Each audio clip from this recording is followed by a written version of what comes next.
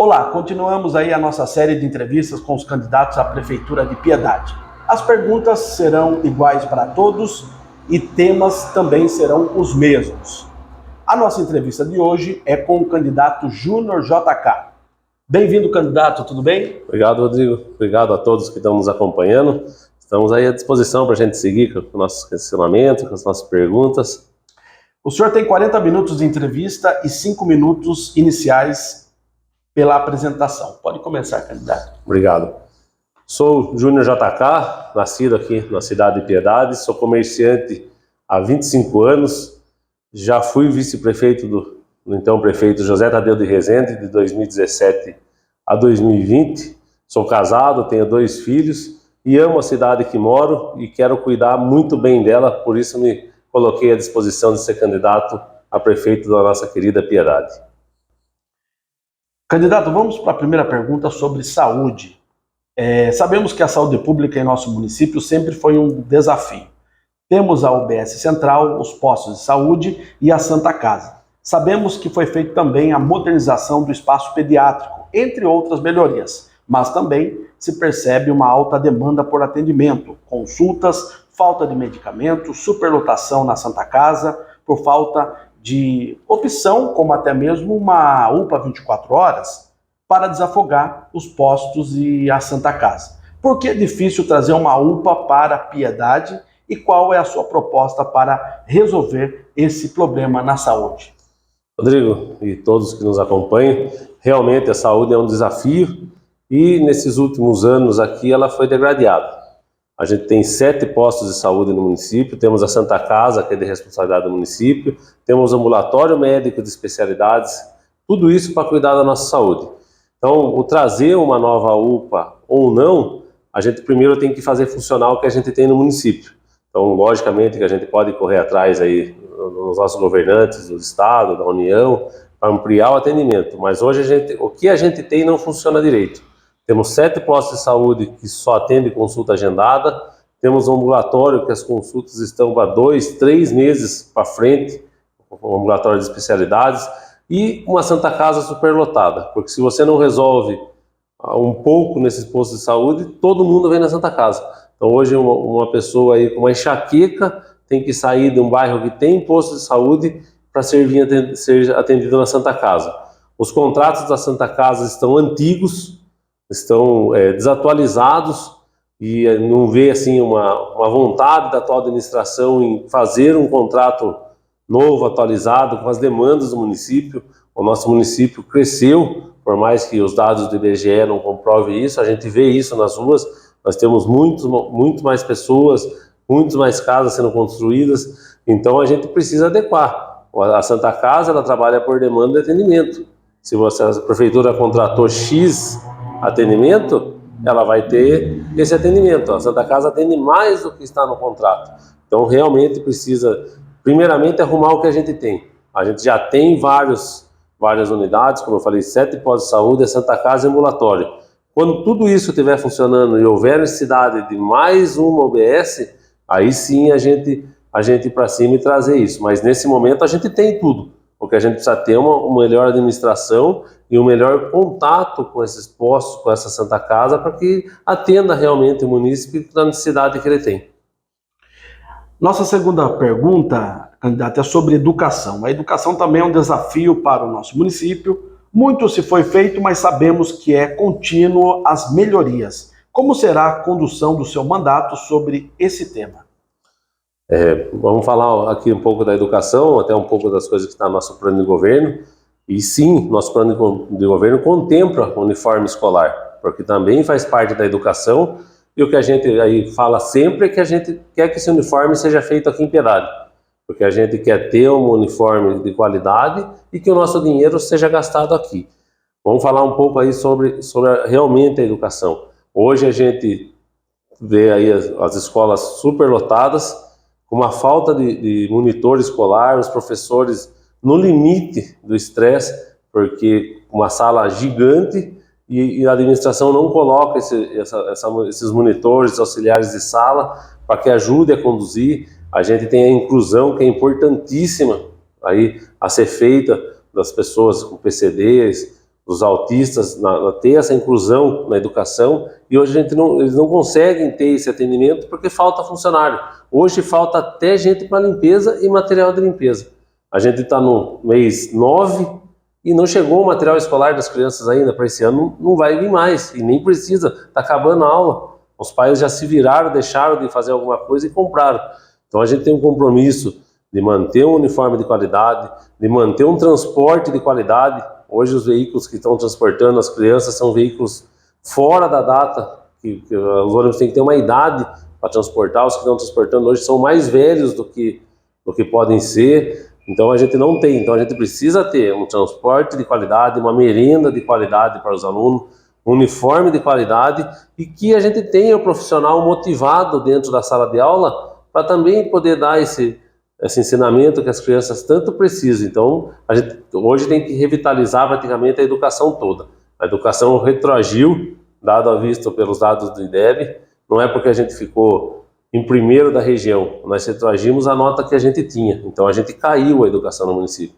E a gente vai trabalhar muito para que a gente volte a ocupar um lugar de destaque, não na região, e sim num quadro estadual. Nossa terceira pergunta é sobre sustentabilidade e meio ambiente. O nosso município é rico em belezas naturais e vemos uma degradação do meio ambiente no que se refere às queimadas em diversas regiões do nosso município e também a vinda de uma pedreira em nosso município. E há uma preocupação aí com o impacto ambiental, que é a extração de granito e acabe com a nascente do rio que abastece a região e principalmente as lavouras. Como você enxerga a pauta do meio ambiente e essas questões, candidato? Rodrigo, primeiramente eu sou contra a pedreira, já falei diversas vezes, sempre eu falei que sou contra. Eu sou contra qualquer coisa que venha denegrir o nosso meio ambiente. Estive agora, há 15 dias atrás, lá em cima da pedra do Piraporinha. Eu não gosto nem de falar, a gente fala, estive lá na pedreira. Não, eu estive em cima da pedra do Piraporinha, porque é daquele jeito que a gente vai manter como está. E vai trabalhar duro para que isso aconteça. Fora a pedreira, a gente está passando por um problema hídrico no nosso município. A gente tem visitado aí os 4 cantos do município e muita gente falando que não está conseguindo aumentar a plantação, não está conseguindo plantar, porque a gente está com um recurso hídrico muito baixo. A gente precisa de uma limpeza, principalmente no Rio Pirapora, mas a gente tem mais afluentes. O Rio Pirapora é o que abastece a água do nosso município e abastece a parte da agricultura dessa região. Mas temos outros afluentes que estão todos assoreados, as minas não têm força para nascer a água, porque está com muita areia em cima da mina. Então a gente precisa fazer esses assoreamentos para que a gente cuide do recurso hídrico. O nosso município é um município agrícola, que precisa de água o tempo todo, não se produz o alimento sem água. Então nosso ponto é trabalhar muito em cima disso, aí protegendo tudo que a gente tem de natural e realmente voltando aí a ter esse recurso hídrico aí com as limpezas dos rios, com os plantios que tem que ser feito em torno do rio para ter esse controle, e a gente vai trabalhar muito nisso. Você tocou numa ideia do meio ambiente. Nós estamos em 2024 com muita gente instalando placas solares aí há muito tempo para ter a geração de energia. A nossa prefeitura não instalou nenhum equipamento de placa solar. Então a gente tem o recurso solar e a gente ainda está dependendo de recurso hídrico. Então está na hora aí da gente começar a modernizar e pensar como as empresas pensam, como as pessoas estão pensando. A prefeitura tem N prédios aí na cidade que podia ter sua geração própria e a gente paga energia para elétrico, até mesmo a energia da rua, porque não temos esses painéis instalados. Então a gente está falando de meio ambiente, a gente tem que pensar num contexto geral, em tudo que a gente pode fazer para ajudar o meio ambiente. Você falou das queimadas, como a gente está passando por uma seca muito extensa, então a gente tem, infelizmente, pessoas de mau caráter aí que acabam ateando fogo em propriedades que nem dela é. Isso está trazendo uma preocupação muito grande. Fora tudo que degrada o meio ambiente, a gente tem um ar hoje na cidade pesado, como acho que nunca foi visto em Piedade.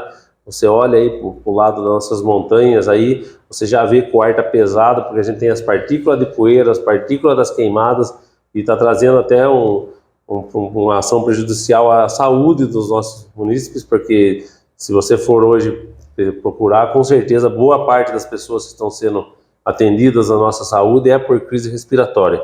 Então, a gente sabe que é um momento de seca, um momento difícil, mas a gente tem que contar com as pessoas, que as pessoas não façam isso, não ateiem fogo aí nas beiras de estrada, tomem cuidado ao jogar aí as suas butucas de cigarro aí na beira da estrada, porque está muito seco, então a probabilidade disso pegar fogo é muito fácil, e a gente tem o bombeiro instalado, tem uma defesa civil, mas se alastra muito rápido, porque as áreas estão numa seca muito grande mesmo.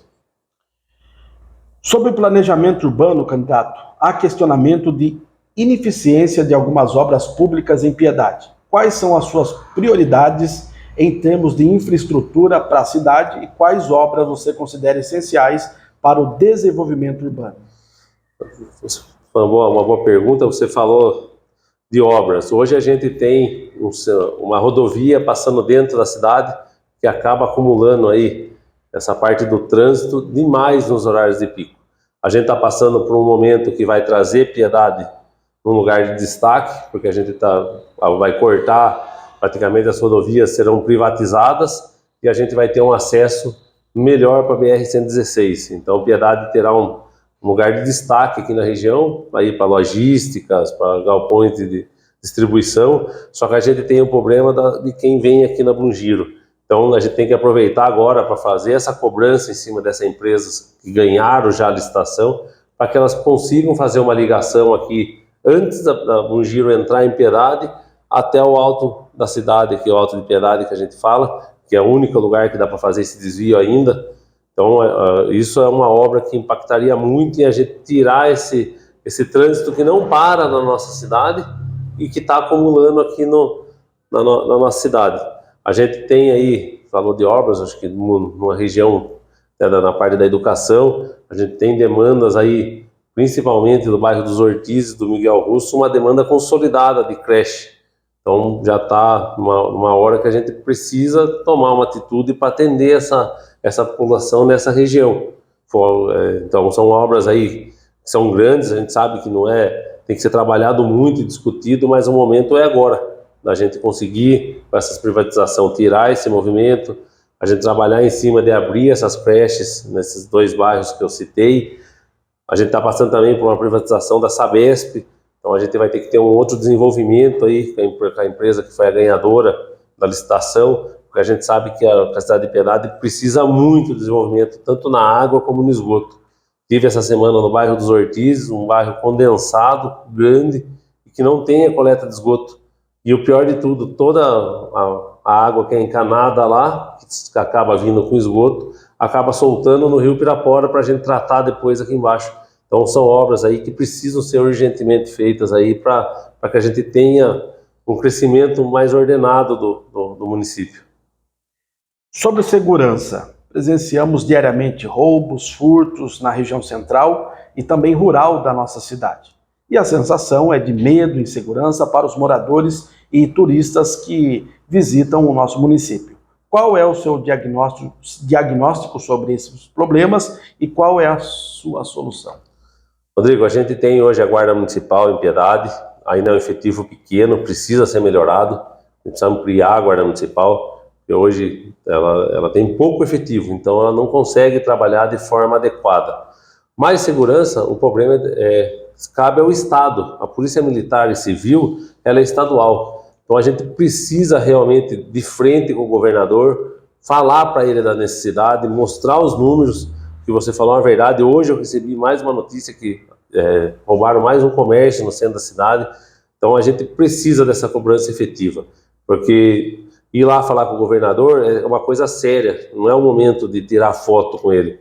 A gente pode tirar a foto depois para falar que a gente estava lá, mas realmente a gente tem que sentar de frente com ele e discutir. Não dá, o efetivo que a gente tem hoje em Piedade, com a área que tem para cobrir, não dá para ser feito como está. A gente precisa do aumento de efetivo da Polícia Militar, precisamos de uma delegacia atuante. Hoje nós temos uma delegacia que tem dias da semana que nem abre, e não trabalha de noite, não trabalha finais de semana.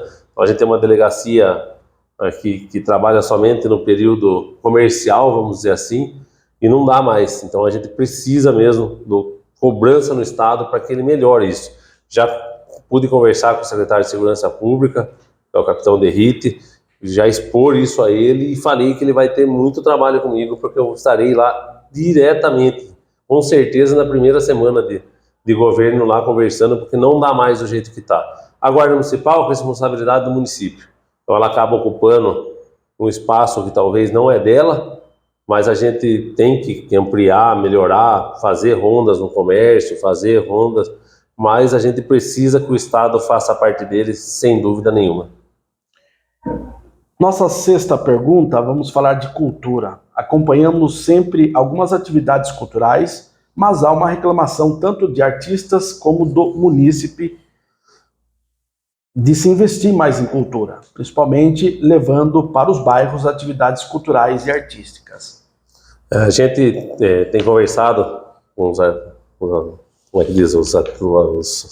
artistas aqui de Piedade, com o pessoal da cultura, trocado ideias.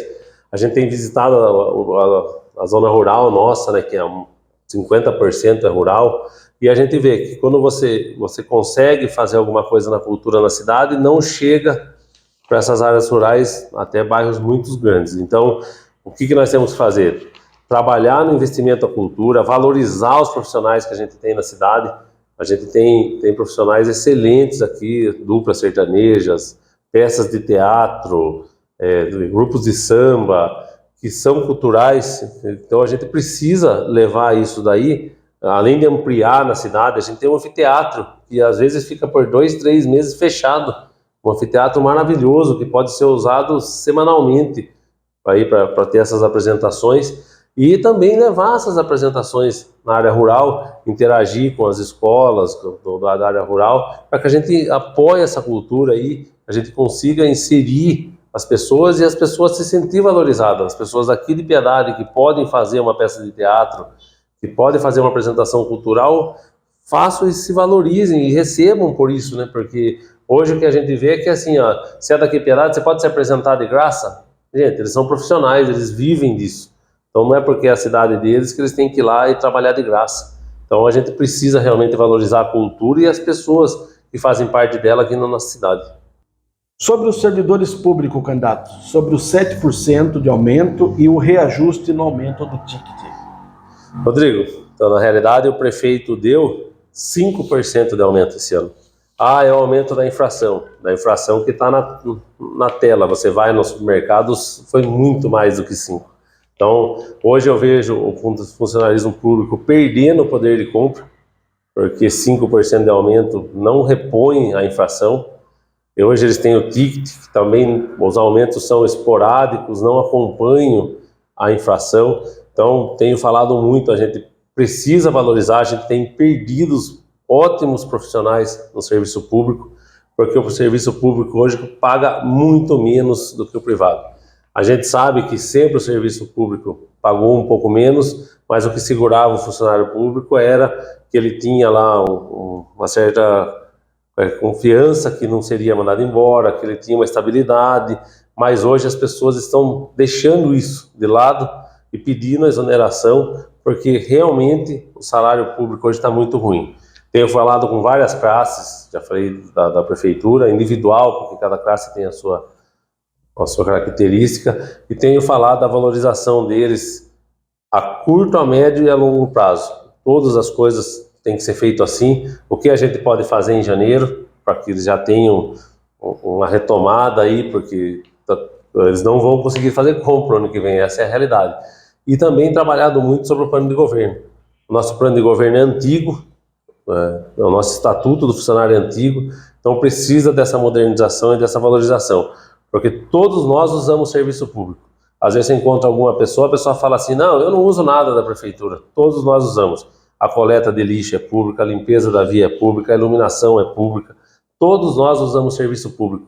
E para que isso funcione, a gente precisa ter o funcionário público. E eles precisam ser valorizados e ter aí o respeito que merecem a todo tempo. Nossa pergunta sobre o transporte. Acompanhamos essa mudança no transporte público e também o Bora de Graça, que começou a operar em 2023 em nosso município com 14 linhas. Sabemos que a Vila Elvia operava com mais ônibus e há uma reclamação dos usuários nos horários e a superlotação dependendo da linha. Candidato, qual é a sua proposta para resolver esse impasse do transporte público em nossa cidade? Rodrigo, nós sabemos que o transporte público não funciona mais sem dinheiro público. Se você for em Sorocaba, tem dinheiro público. Se você for em São Paulo, tem dinheiro público. Em Campinas, tem dinheiro público. Agora, de graça, nós não temos condições de oferecer para todos o transporte. Hoje é feito mal feito, as pessoas deixaram muitas pessoas saíram do seu serviço porque não bate o horário, não é o horário da necessidade da população, é o horário que se encaixou-se para fazer o transporte. Então, não conseguimos lidar com isso desse jeito. Todos nós estamos pagando. Eu pago, você paga, o nosso ouvinte está pagando por isso. E a gente tem bairro em Piedade que não sequer uma linha na semana tem. Então, não dá para continuar desse jeito. A gente já tem conversado com especialistas, profissionais dessa área, qual seria, pela nossa topografia, pelas nossas distâncias dos bairros, ou qual seria o ideal para que a gente desse aí as linhas, o mínimo necessário para que as pessoas pudessem vir da área rural ou irem para a área rural e trabalharem.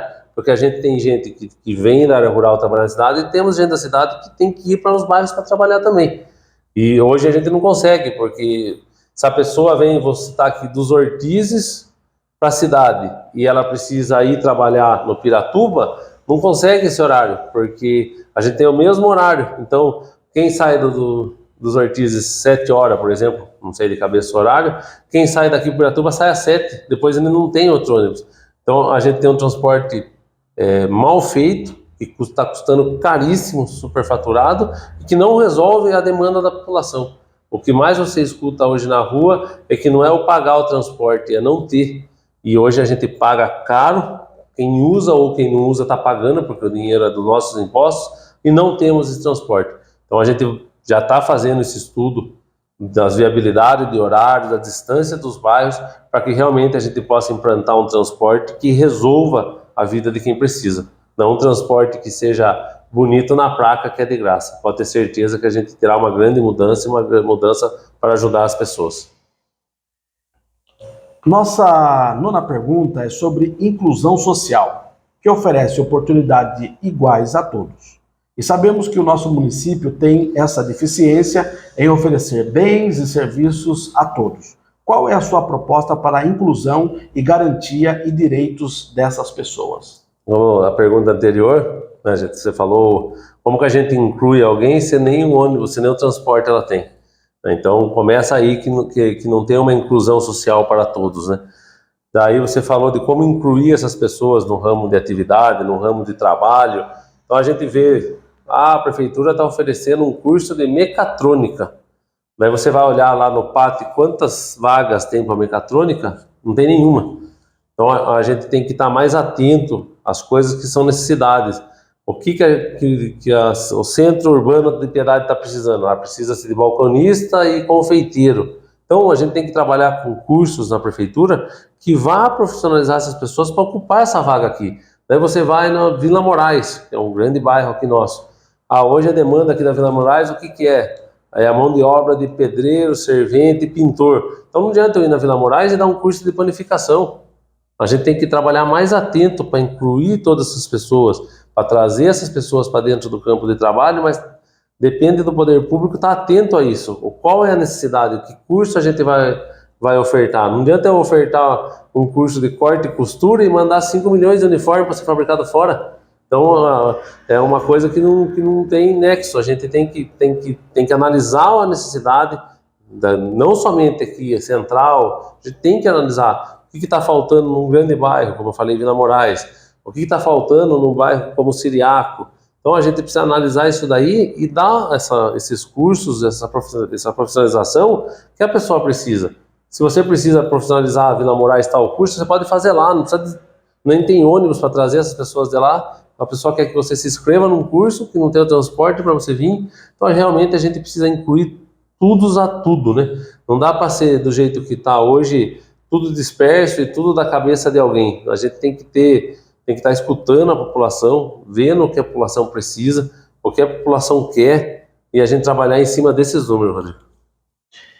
Nossa última pergunta é sobre o social, pegando carona aí, né? com a pergunta anterior, quais políticas você adotará para garantir moradia digna e acessível para todos os cidadãos, especialmente para aqueles que vivem em situação de área de risco e pessoas em situação de rua e impiedade? Rodrigo, a gente sabe que o governo de casas do Estado, né, o famoso CDHU, é muito lento. A gente demorou 3 gestões para entregar 120 casas. Então, é muito lento. A gente precisa de um programa municipal. A gente sabe que o município não tem dinheiro para fazer tudo. Mas a gente pode fazer, a gente tem áreas, a gente pode fazer por mutirão, o município entra com material. Já foi feito no passado e deu certo, as casas estão até hoje aí.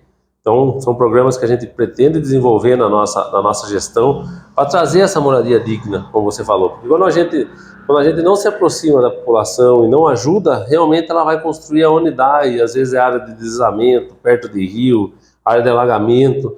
Então a gente precisa ter esse programa municipal, porque só do Estado e da União é muito lento. A gente fica para 12 anos para você entregar 120 casas, não dá 10 casas por ano. E realmente é um sorteio que vem do Estado, e se a pessoa não tem uma casa no nome dela, essa pessoa tem direito a concorrer. Então várias pessoas que têm moradia acabam ganhando. Então a gente precisa, primeiro, um levantamento real aonde estão essas pessoas, porque nem todas estão na zona central. Então, hoje, como citei já, na Vila Moraes, a gente tem lá 20 pessoas em situação difícil que necessita disso. Então, a gente tem que relocar essas pessoas lá. Não adianta a gente trazer elas aqui para dentro do perímetro urbano. Se outro bairro é uma necessidade de 5, 6 famílias, então a gente tem que, primeiro de tudo, ter um cadastro, saber a real necessidade, aonde estão essas pessoas, e a gente fazer um programa municipal que seja mais rápido, que a gente consiga fazer moradias num tempo recorde aí. Você falou do social. O social hoje não tem nenhum cadastro de quem está entregando a cesta, para quem foi a cesta.